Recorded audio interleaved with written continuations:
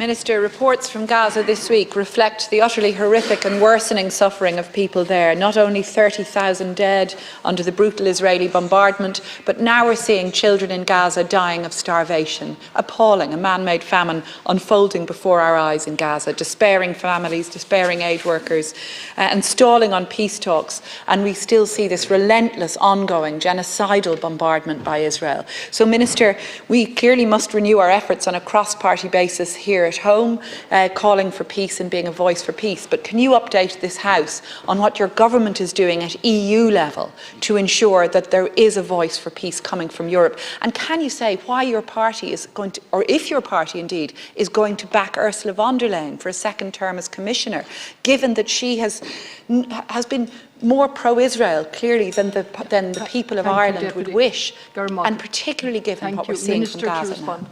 1 minute. On the issue of President von der Leyen, I think the Taoiseach has outlined a very different perspective from Ireland than perhaps the perspective that she's outlined at different times. But I think actually President von der Leyen has done an extraordinary job. If you look at the role that she's played in the round over the last number of years, she's given, I think, extraordinary leadership within the Commission. We do, I think, make a different argument in terms of emphasis than perhaps she has done in relation to the Israel-Gaza conflict.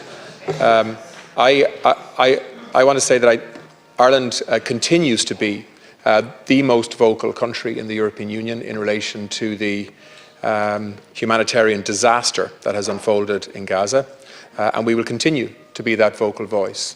Calling for a ceasefire, as we have done for months, is now the mainstream position.